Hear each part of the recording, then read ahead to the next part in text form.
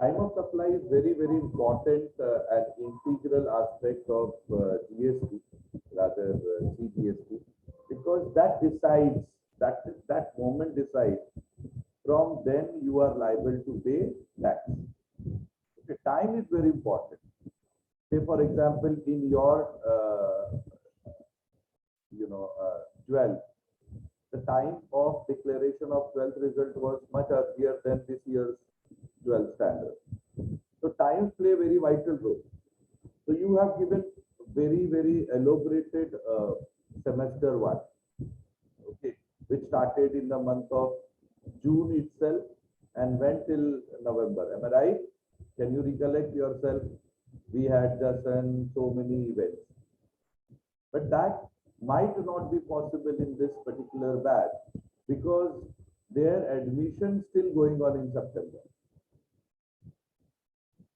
So from 6th September, we will be starting their session. Okay, during vacation also there will be a lecture. So time for any kind of decision might be, imposing or making you liable.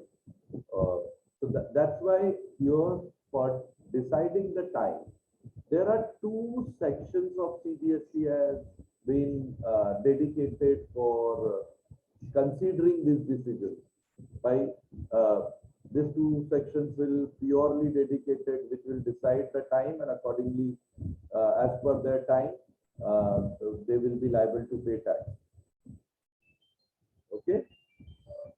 So section 12 of now only we are going to refer CGST Act and their section. Only IGST Act 4 section we have discussed regarding place of supply. Am I right? 10, 11, 12, and 13. Now all sections till 11 we have finished. That was exemption. Are you able to recollect? So now 12 onwards till 30 is your remaining syllabus, and which will not take much time. By this month only entire syllabus will be over. Okay. So this is how the entire journey of GST, and of course little bit we are going to discuss in next semester few more sections of your GST along with Custom Act. So these two major indirect tax is there in your syllabus, and you are lucky enough that you have this kind of syllabus of two paper of indirect tax which cover almost all aspects of indirect tax which are prevailing in India. Okay.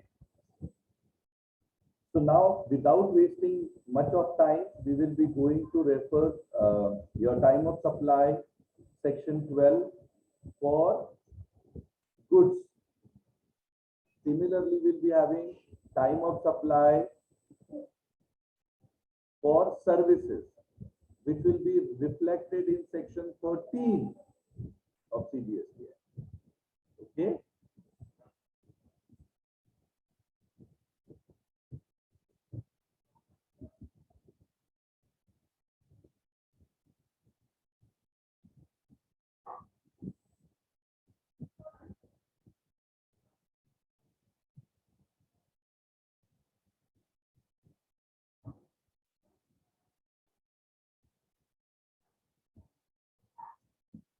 So section 2, that was definition. 7, supply. 8, mixed and composite supply. 9, levy of tax. 10, composition scheme. 11, exemption. के बाद हमने directly move कर लिया था IGST act. अभी हमको IGST act नहीं देना है, देखना है. Okay. Now again we came back directly to CGST Act. Time of supply for goods under section 12. This table is the most important table. Okay. Please do not write as if now. Once I will finish explanation, then I'll give you entire time for you to write up. Okay. This particular table is explaining all subsection of section 12, as I did with section 10 also. section 10 subsection 1A, section 10 subsection 1B, कैसे मैंने explain किया था? So tabular form is very important form through which it is easy for us to understand, right? To remember, to recollect and reproduce during exam. Okay? So let me take for the full screen. I think writing is good. It will be you'll be able to read and write. So let us go for section 12, and more or less section 13 will also be on the same line. There won't be any much difference between section 12 and section 13 of the GST Act. Only the difference, this is belongs to goods, that will belong to services. Is this clear? समझा आप लोगों को? So 12(1) is talking about liability of GST shall arise at time of supply. Okay. So 12(1) is very clearly stating to all the taxable person, boss, once the time of supply is there, you will be liable to pay tax. Now see, liability is arising in the month when you are executing the transaction, and liability to be paid in the subsequent month. Okay, that table also I had.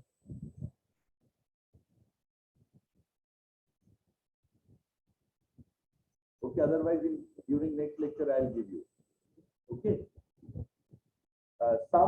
Most of the time it is 20th of the next month. 20th of the next month will be your liability when you need to pay to that tax to the government.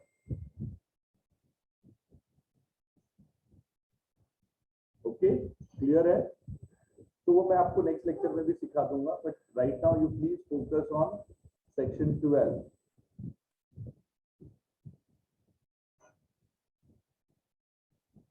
So 12(1) is only talking about what you are liable to pay the GST under section 12 once it is decided this is the time of supply. Then government wants to collect the money from you all. So government क्या बोलता है? Whichever is earlier. या तो payment पहला आया वो मैं time मान लूंगा, या तो इनवॉइस पहले बना वो मैं मान लूंगा, whichever is earlier. याद रखना है इसमें. Okay, so it goes like this. Earlier of the following, what? Either date of invoice or date of payment. ये जो abbreviation है याद रखना. EOS means time of supply, DOI means date of invoice, DOP means date of payment, EOF means earlier of following. मैं वापस नहीं बोलूंगा. Okay, what earlier of following you need to take? Either date of invoice or date of payment, whichever is earlier. If date of invoice is issued, then it's okay. If date of invoice is not issued, I mean you have not issued the invoice, you have just delivered the goods, invoice बनाया नहीं.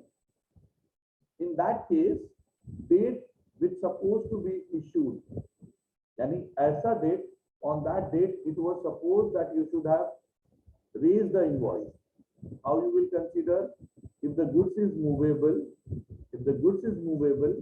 before movement of that goods or time of removal, before moving that goods from your factory or time of removal, you should raise the invoice.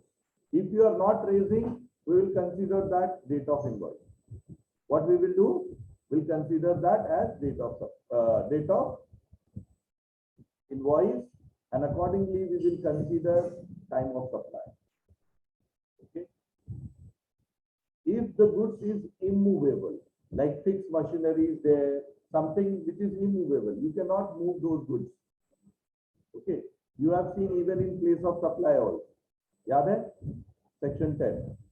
So if something which is not movable, then date of delivery or use of the recipient. जिस दिन से recipient use कर रहा है boss, मैं वही date of invoice पकड़ूंगा. आपने नहीं किया, it is your I mean, there should be some manipulation. That's why. Date of payment के लिए what you need to consider?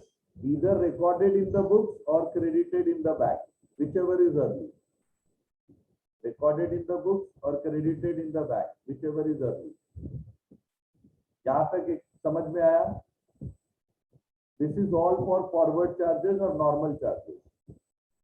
Okay. Reverse charges we will be discussing now.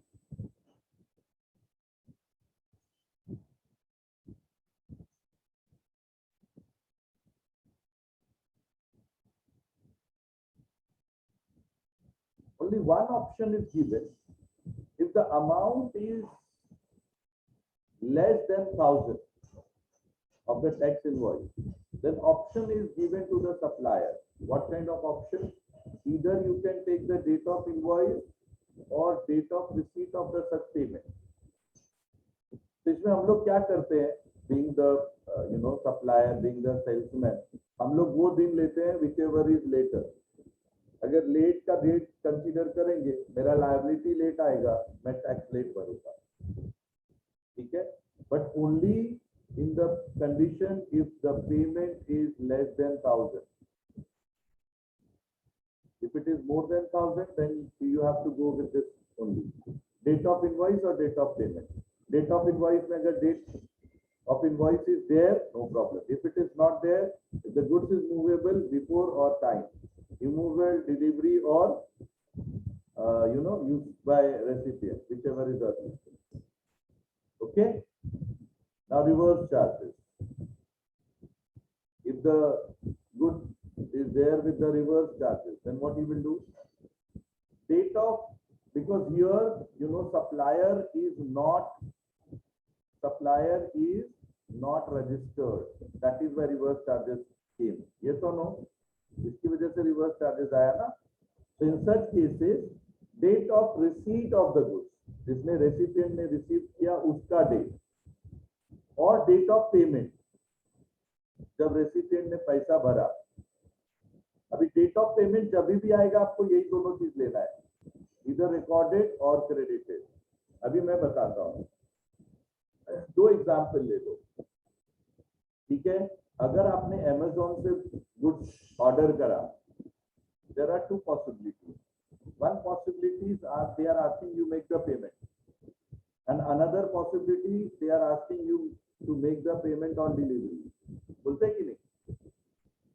Yes or no? Suppose if I have made the payment for certain goods today, then that will be considered as date of payment. Suppose I have not paid and the goods is delivered after 10 days and I have paid at the time of delivery. At the time of delivery.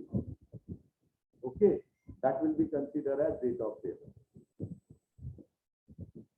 Try to understand. आपने Amazon से goods book किया, ठीक है? ये हो गया date of payment, whichever is early. Suppose आपने payment किया, आपका invoice, let me take the example. Today is what? Today is 3rd of September. Okay, 3rd September को आपने goods ये कर दिया, बुक कर दिया और पेमेंट भी कर दिया, ठीक है? लिख के रखो, 3rd September को पेमेंट कर दिया.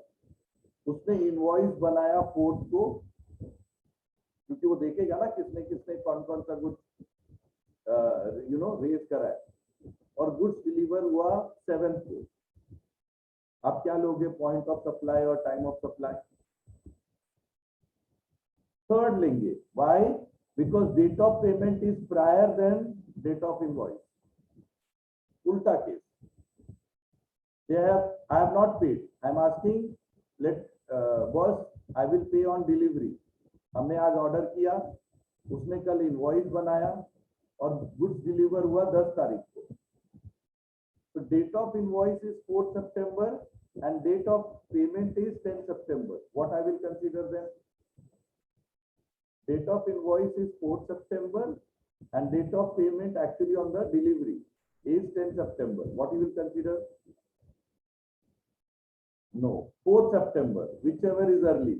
डेट ऑफ इनवॉइस और डेट ऑफ पेमेंट, याद आ रहा है? ऐसे ही क्वेश्चंस आएंगे. Are you finding interesting now? So this was as per section 12 subsection 2.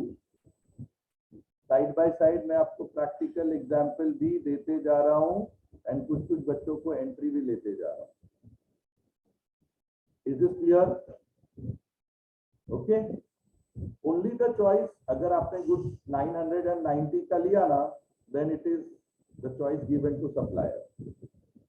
या सपोज एडजस्टमेंट होता है और बाकी का पेमेंट रहता है और 880 रुपया बच जाता है, for them they can avail the benefit, but this is very negligible amount government which they have given to the supplier or seller. If it is reverse charges, then date of receipt or date of payment, date of immediate following 20 days or 30, ये 20 नहीं है, 30 days. It is not 20, yeah, 30 days है. That means 31st day लेना पड़ेगा. Okay, and if it is a residual provision means you are regularly making the payment, you are writing the things into books of account. Okay, in such cases, date of entry in the books will be considered as date of supply or time of supply. So section 12.1, 12.2, 12.3 is over. 12.4, which talks about voucher. If the supply is identifiable, then date of issue of voucher. If supply is unidentifiable, you are not able to identify those supplies, then date of redemption of voucher. Identifiable मतलब अगर suppose आपको McDonald's का voucher मिला, तो McDonald's का voucher में पता है कि हम मैकडोनल्ड्स में ही जाके उसको रिडीम कर सकते हैं. In such case, date of issue of voucher will be date of time of supply, and accordingly those seller will be liable to pay to the government. अगर सपोज ग्लोबल मॉल का मिला आपको 5000 का gift voucher, so global mall में you have anything, you have food mart also, you have garments also, you have electronic product also, you have cosmetic products also. So in such cases the supply is not identifiable. मैं किसमें redeem करूंगा वो मेरे लिए fix नहीं है. In such cases बोलता है date of redemption of voucher will be considered. Voucher समझते हो ना? That vouchers which we get, you must have got the vouchers of MACD or इसका आता है अभी. Now it is in the SMS form कि आप जाओ ये कोड बताओ आपको इतने पैसे का डिस्काउंट मिलेगा. That is known as voucher. Voucher का केस किसमें आएगा? सेक्शन 12 सबसेक्शन 4 में आएगा. If it is identifiable, date of issue of voucher. If it is not identifiable, then date of redemption. Clear है?